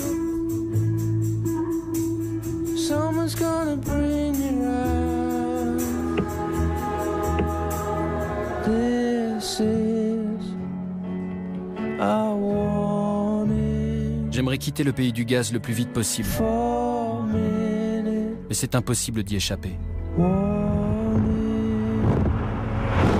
Depuis 3 semaines et demie que je sillonne les routes, je me rends compte que de l'Arkansas à Santa Fe, je n'en ai parcouru aucune sans puits de gaz.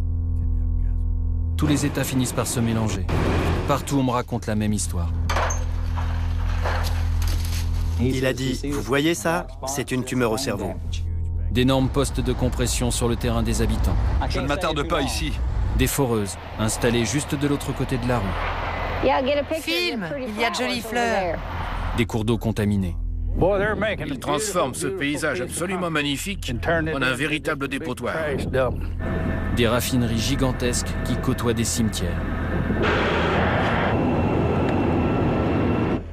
Des boues toxiques entreposées à proximité de zones résidentielles.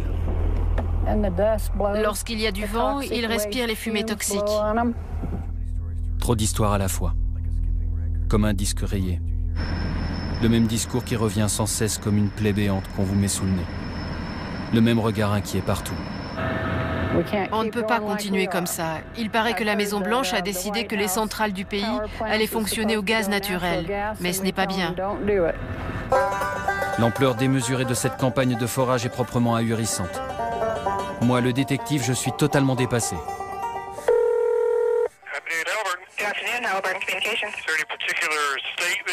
I'd really love to do an interview with Cabot. You hang up. You may hang up. I will pass on the message. I do suggest that you resend the email. Call me back in a day or two. Thanks and have a great day. Bye. J'ai envie de rentrer pour avoir une vue d'ensemble.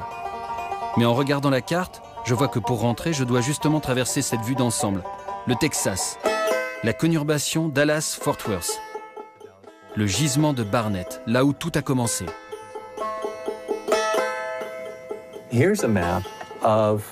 Voilà la carte de la conurbation Dallas-Fort Worth. Tous les points rouges, ce sont des puits de pétrole et de gaz autour de Fort Worth. La plupart des points regroupent souvent plusieurs puits. C'est ce qu'on appelle des plateformes. Sur chaque plateforme, il peut y avoir 2, 5 ou 10 puits. Donc, si on multiplie chaque point par 5 ou 10, ça donne environ 10 000 puits autour de Fort Worth. La Commission texane pour la qualité environnementale n'avait aucune idée de la quantité de puits qui étaient forés autour d'ici. On a cherché à comprendre et on a voulu savoir exactement combien d'émissions rejettent les puits de pétrole et de gaz. On ne voulait pas des chiffres de l'État qui reconnaissaient publiquement qu'ils ne connaissaient pas la quantité d'émissions et que les chiffres étaient largement sous-estimés. On a donc fait nos propres calculs et on sait maintenant que ces émissions sont supérieures à celles de toutes les voitures et de tous les camions à Dallas-Fort Worth. Attendez. Vous êtes en train de me dire que les émissions pétrolières et gazières sont plus élevées que celles de l'ensemble des véhicules qu'il y a ici? C'est ça. Quand on regarde les toutes dernières mesures concernant les émissions de l'ensemble des voitures, camions, camionnettes et de roues, on voit qu'elles indiquent environ 200 tonnes par jour, avec l'ozone et les particules fines qui vont avec. Maintenant, si on regarde les mesures sur lesquelles j'ai travaillé concernant le pétrole et le gaz à Fort Worth, elles donnent aussi environ 200 tonnes par jour. Les foreuses brûlent du diesel, jusqu'à 3000 litres par jour. Mais ce n'est pas tout. Quelque chose s'échappe des cuves à condensat. Ces cuves, j'en ai vu partout au cours de mon périple à travers le pays. Mais je n'ai pas encore pu en observer à la caméra infrarouge, qui détecte les hydrocarbures. La cuve, la clôture, l'école. D'accord. C'est la purge des cuves, vous voyez? C'est ce qui s'échappe par le haut? Oui. Et c'est pour ça qu'il ne faut pas grimper en haut de l'échelle. Contrairement à ce que j'ai fait. Et ça, c'est quoi? J'ai compris ce que c'était quand le maire de Dish m'a appelé. Hey, we're gonna have to turn off the TV for a little while. Can you go sit at Daddy's chair in his desk? I'm not gonna leave you, baby. I'm gonna be right out there. La ville de Dish fait 5 km² et compte environ 150 habitants. En 2005, elle a changé de nom en échange d'un accès gratuit à l'opérateur satellite Dish pendant 10 ans. Ça concerne tous les habitants. Il y a 10 énormes gazoducs qui se rejoignent ici. Et chacun transporte 30 millions de mètres cubes de gaz par jour. Il y a donc 300 millions de mètres cubes de gaz qui traversent Dish tous les jours. Là où les gazoducs se rejoignent, on trouve le plus souvent des stations de compression, c'est-à-dire d'énormes turbines qui compriment le gaz à l'intérieur des pipelines. Les gazoducs sont conçus pour pouvoir évacuer du gaz naturel dans l'atmosphère. Bien sûr, on vous dit que ça part directement sur la Lune, qu'il n'y a rien qui traîne. Mais il y a un nuage actuellement au-dessus d'un des quartiers de la ville. Et dans ces cas-là, la plupart des gens ont l'impression qu'ils sont en train de vivre leurs derniers instants. Outré par l'inaction de la Commission texane pour la qualité environnementale, Calvin Tillman a commandité sa propre étude de l'air. Le résultat est digne d'une brochure de sensibilisation au risque de cancer. L'étude a révélé la présence, je cite, de taux stupéfiants d'agents cancérogènes et de neurotoxines connues ou présumées. Benzène, disulfure de diméthyle, disulfure de méthyléthyle, disulfure d'éthylméthyléthyle, triméthylbenzène, diéthylbenzène, méthylméthyléthylbenzène, tétraméthylbenzène, naphthalène, 1,2,4-triméthylbenzène, MN-épéxylène, sulfure de carbonyle, disulfure de carbone, méthylpyridine et diméthylpyridine. Le taux de benzène atmosphérique était 55 fois plus élevé que la normale et celui de disulfure de carbone 107 fois. L'étude souligne que de pareilles concentrations atmosphériques ne manqueront pas d'avoir de graves répercussions sanitaires. Les agents cancérogènes et les neurotoxines auront aussi un impact sur le long terme.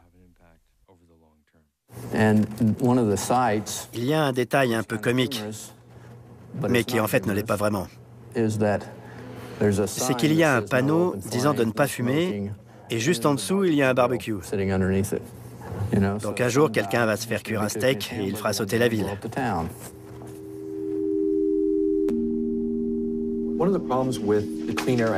Un des problèmes de la loi sur l'air pur, c'est qu'elle s'applique surtout aux importantes sources de combustible. Or, dans l'industrie pétrolière et gazière, il y a plein de sources différentes. Donc, vous avez tous ces géants de l'extraction que sont par exemple Devon ou ConocoPhillips. Ils exploitent des champs pétrolifères et gaziers autour desquels il y a des milliers de petites sources de combustible. Et aucune d'elles n'est concernée par la loi sur l'air pur. La quantité d'émissions accumulées est énorme et ça concerne un grand nombre de communes, car beaucoup se situent sur des formations schisteuses. Si on se met à forer sur ces formations, comme on l'a fait à Fort Worth, c'est-à-dire dans l'anarchie la plus complète, ça va être une véritable catastrophe. Il faut intervenir au moment où les choses se produisent et ne pas attendre 10 ans comme nous l'avons fait jusqu'ici.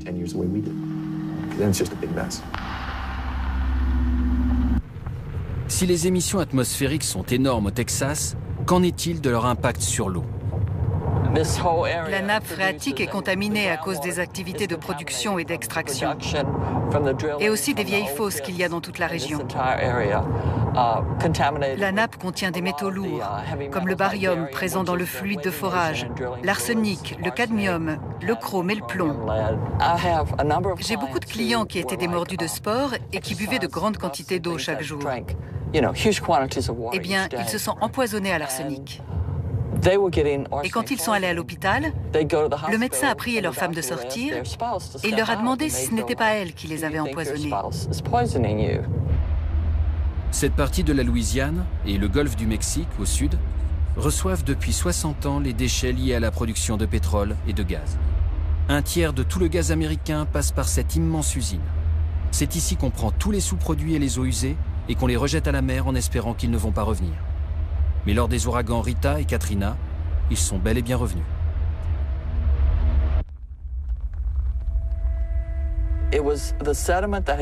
Des sédiments se sont accumulés dans l'eau pendant les dizaines d'années où on n'a pas arrêté de tout rejeter à droite et à gauche. Ce sont eux qui ont été soulevés et déversés ici. C'était entièrement recouvert de boue. Partout. Tout était recouvert. Il y a du benzène, du toluène, d'exylène, de l'éthylbenzène et beaucoup de formaldéhyde et de composés semi-volatiles à longue durée de vie, comme les hydrocarbures polynucléaires aromatiques. Et puis tous les métaux lourds liés aux fluides de forage, barium, arsenic, plomb, cadmium, chrome et mercure.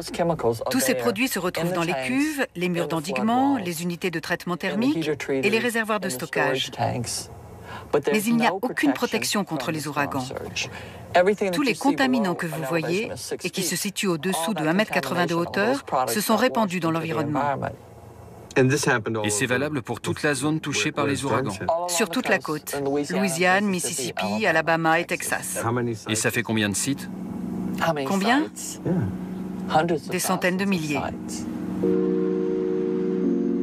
J'essaie de me représenter ce que le discours de Wilma implique. L'accumulation de 50 années de forage a créé une situation de contamination permanente dans le sud de la Louisiane. Une situation sans doute irréversible.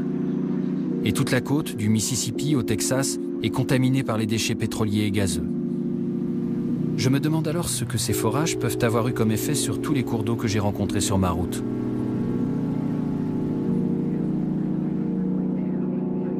J'ai vu un jour une carte représentant avec précision le réseau hydrographique américain.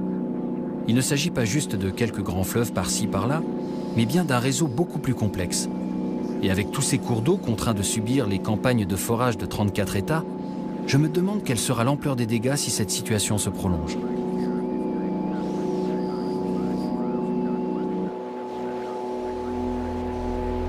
Je m'en retourne chez moi. Tout ce que je veux, c'est m'éclaircir les idées, réfléchir à tout ça et prendre du recul. Le téléphone sonne à nouveau. C'est le laboratoire d'analyse de l'eau. Le mystérieux flacon d'eau jaunâtre de Dimock vient de livrer certains de ses secrets.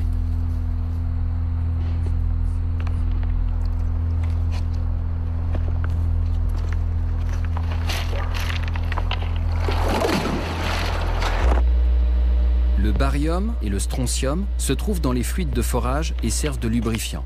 Les teneurs en fer et en chlorure et la conductivité sont très élevées. Dans une eau distillée pure, la conductivité est nulle. Ici, elle crève les plafonds. Mais ce qu'il y a de plus affolant dans le test, ce sont deux choses dont je n'avais jamais entendu parler. Le total de l'azote dosé par la méthode de Kjeldahl et le MBAS, ou substance active au bleu de méthylène, un agent réactif qui vire au bleu au contact de détergents ou de tensioactifs. Les détergents, ce n'est pas effrayant, parce qu'on lave le linge avec, mais ça ne se boit pas. Et un tensioactif encore moins. Tout ce qui pénètre une cellule traverse forcément une surface. Un tensioactif permet à une substance de traverser une surface en la dissolvant. Donc, quand il y a des tensioactifs à proximité de poissons, ils dissolvent leurs branchies.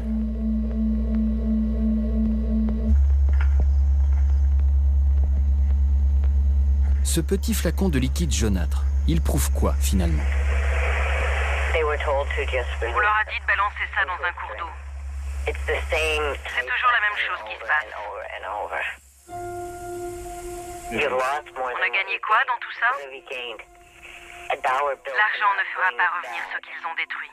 Les gens en ont assez, mais ils ont peur de parler. Ma correspondante anonyme en a-t-elle parlé au DEP? Ils ont dit qu'on n'avait pas de preuves et qu'il leur en fallait pour faire quoi que ce soit. Qu'est-ce que vous vous êtes dit quand le DEP a refusé de vous aider? Que je parlais à un mur. Les opportunités de production gazière sont énormes ici, en Pennsylvanie. Vous avez dit vouloir procéder de façon à ne pas nuire à l'environnement. Mais vous reconnaissez aussi que la contamination de l'eau est inévitable. Oui, enfin, c'est contradictoire, non? Je vais être franc avec vous. Il n'y a pas de source d'énergie parfaite.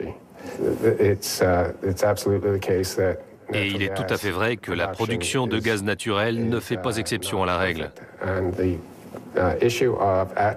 Ce problème de contamination dû aux substances chimiques de forage a été examiné à Dimock dans 39 foyers. Les tests ont été faits en toute indépendance et on n'a constaté aucune contamination de l'eau potable par ces substances chimiques. Il se trouve que j'ai ici des échantillons qui viennent de tout le pays. Wyoming, Colorado. Celui-ci vient de Dimock. C'est de l'eau du robinet, donc potable. Et je me demandais si cela vous intéresserait d'y goûter. Ça ne m'intéresse pas, car le cas de Dimock est réglé. Mon travail ici consiste très exactement à m'occuper du problème que vous soulevez. Il ne faut en aucune façon que quelqu'un boive de cette eau.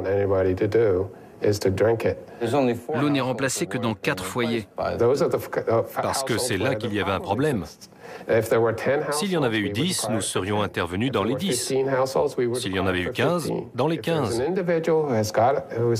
Si quelqu'un a de l'eau contaminée par la présence de gaz et que son eau n'est pas remplacée, je veux le savoir. Pour toutes les personnes à qui c'est arrivé, nous avons fait ce qu'il fallait. Ce qui importe, ce sont les faits. Nous ne permettrons pas que ceux dont l'eau a été contaminée suite au forage se retrouvent dans l'obligation de la boire.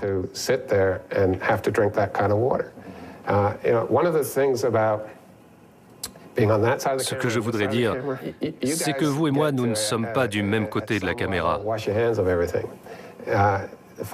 Vous, à un moment donné, vous pouvez vous désintéresser d'un problème. Moi, je dois prendre des décisions concrètes. Et à moins qu'on ne passe au tout hydrogène, il y aura toujours des problèmes de ce genre. Je dois faire des compromis.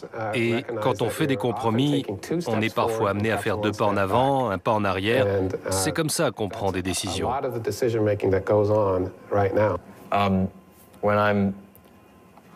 Je vois en fait les choses non pas en tant que personne qui se tient derrière la caméra, mais en tant que personne qui vit en Pennsylvanie et dont la qualité de l'eau est menacée.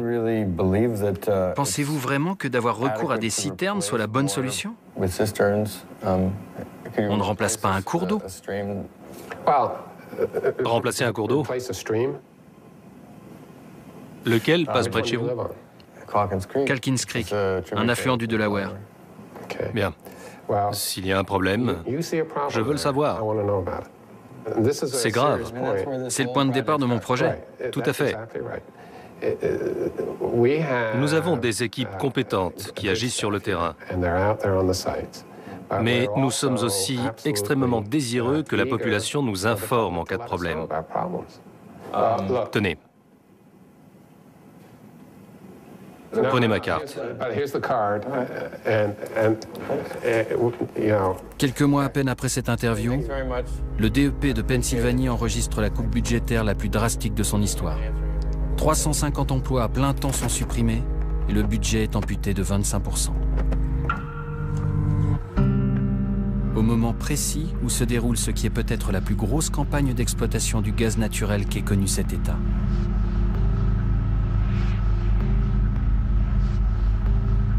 Combien de cours d'eau peut-on remplacer?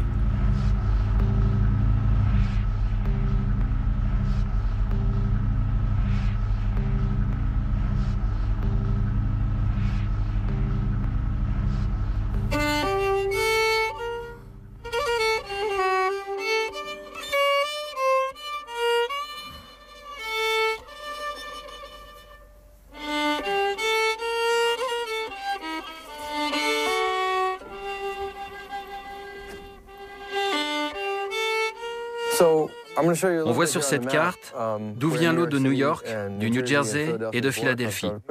En vert, c'est le bassin versant de New York.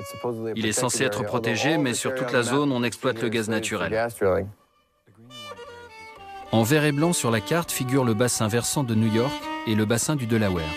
À eux deux, ils fournissent de l'eau à 15 600 000 personnes. 6 800 000 à New York, 5 400 000 en Pennsylvanie, 700 000 dans le Delaware et 2 900 000 dans le New Jersey. C'est la plus grande réserve d'eau non filtrée au monde. Les réservoirs ont été créés il y a un siècle. L'industrie loue des centaines de milliers d'hectares dans cette zone, ce qui pourrait se traduire par la construction de 50 000 puits de gaz sur l'ensemble du bassin. Au printemps 2010, il n'y avait encore aucun forage, mais la situation peut évoluer à tout moment. Sur les autres planètes du système solaire, on cherche quoi? De l'eau. Elle ne peut pas être aussi bonne que l'eau du robinet de New York, bien sûr, mais on cherche parce que l'eau, c'est ce qu'il y a de plus important.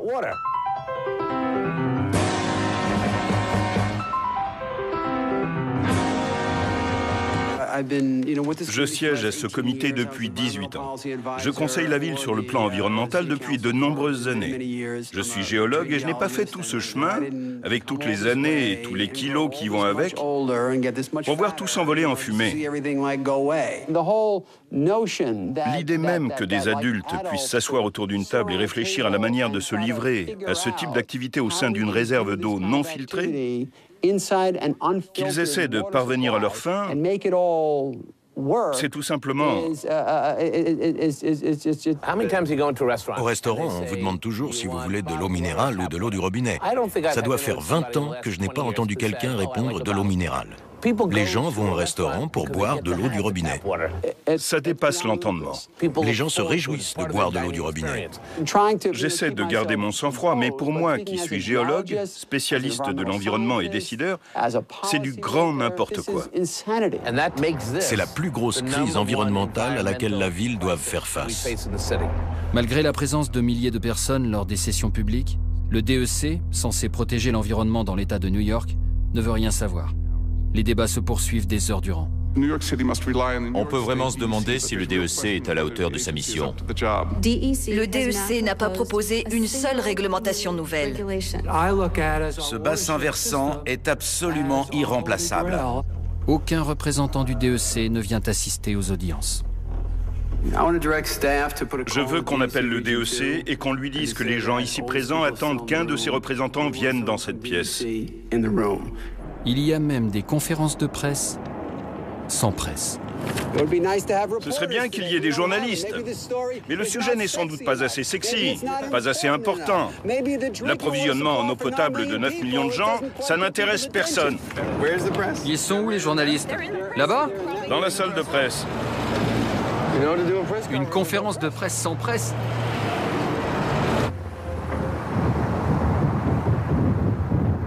J'apprends que le Congrès organise une session spéciale sur les gisements non conventionnels, et plus particulièrement sur leur lien avec la contamination de l'eau et avec la loi Diana Deguet et Maurice Hinchey sur l'hydrofracturation. Cette loi fait un paragraphe, mais elle oblige la fracturation hydraulique à respecter la loi sur l'eau potable. Ce qu'il faut, c'est regarder en arrière. À l'époque, on s'est aperçu que le type de forage qui était pratiqué depuis plus de 20 ans avait un impact négatif. Il contaminait les puits et rendait la vie des gens extrêmement difficile et dangereuse. Avec l'évolution de la situation énergétique, l'industrie gazière a fait pression pour pouvoir procéder de la manière la moins coûteuse possible et faire le maximum de profit, au lieu d'être transparente sur ce qu'elle allait faire. Il faut exiger plus d'informations et de détails. Les gens qui pratiquent ce type d'activité doivent dire clairement ce qu'ils font.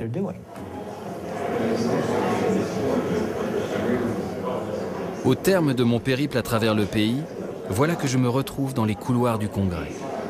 L'industrie et les lobbyistes vont enfin pouvoir s'exprimer dans mon film.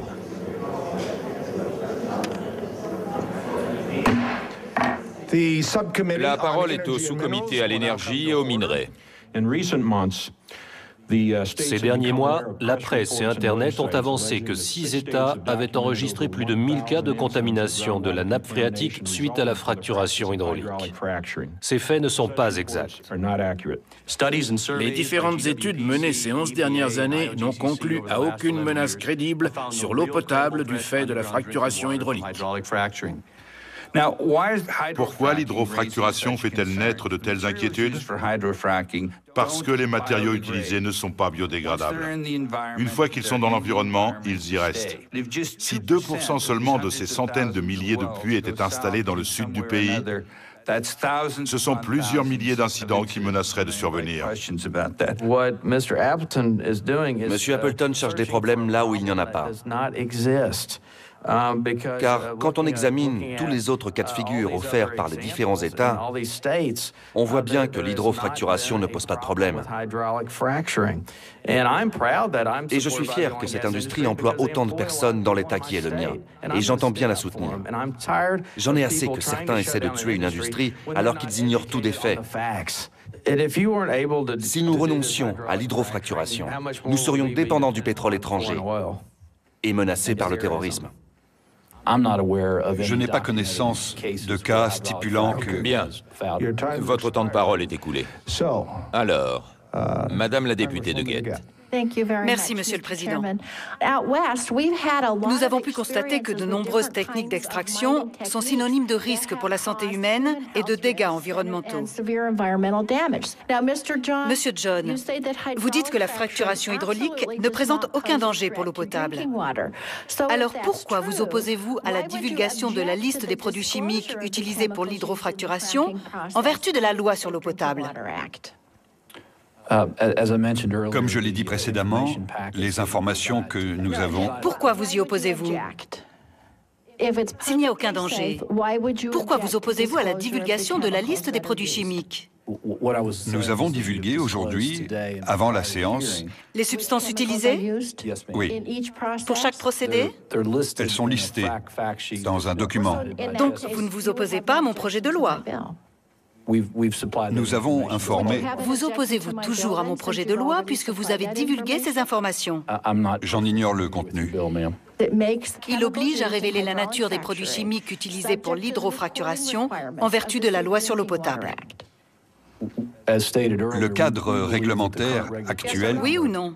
Le cadre... Donc oui, vous vous opposez à mon projet de loi, car vous ne voulez pas divulguer la nature des produits, alors même que vous dites qu'ils sont sans danger. C'est bien ça? C'est ça. Bien. Et vous, Monsieur Cowell, affirmez-vous aussi que les fluides d'hydrofracturation ne peuvent en aucun cas être incriminés dans les cas de contamination de l'eau à travers le pays? Les allégations présentées par certains médias concernaient 6 États bien précis. N'ayant pas enquêté dans tous les États concernés par les activités pétrolières et gazières, nous ne pouvons affirmer que personne n'est... Merci, Monsieur le Président. Monsieur Hinche. Je voulais rebondir sur certaines choses qui ont été dites. Votre société est spécialisée dans l'hydrofracturation. Quels produits chimiques utilisez-vous pour cela? Permettez-moi de consulter mes notes afin de ne pas me tromper. Je ne voudrais pas que ma mémoire me trahisse. Approchez-vous du micro, qu'on vous entende bien. Merci. Nous avons répertorié... Souhaitez-vous que je les cite tous?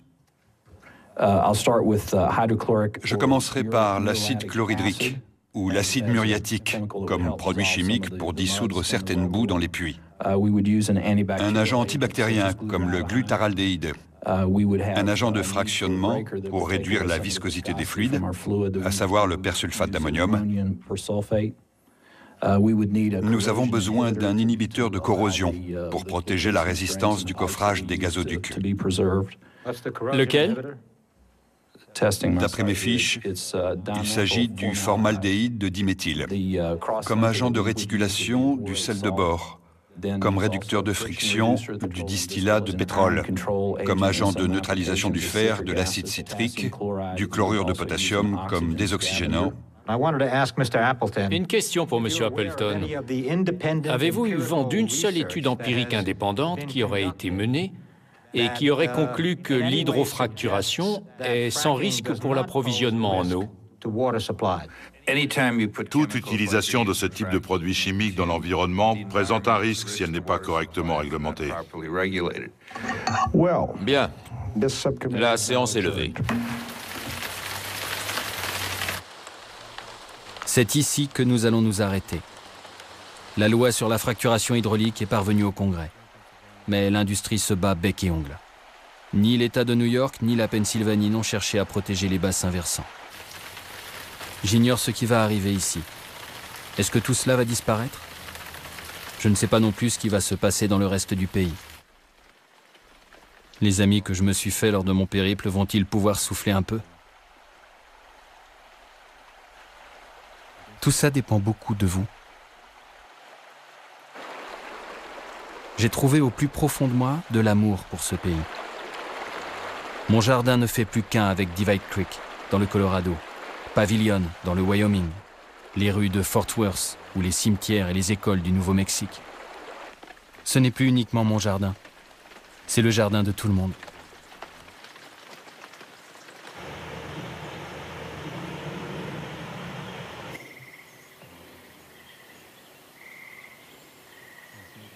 De vastes gisements de gaz de schiste ont été découverts en Europe et en Afrique du Nord. Et l'hydrofracturation est une solution possible au problème énergétique du vieux continent. Tout ça n'est donc pas près de s'arrêter. Et il se pourrait que le pays du gaz s'étende un peu au-delà de mon jardin, jusque dans le vôtre.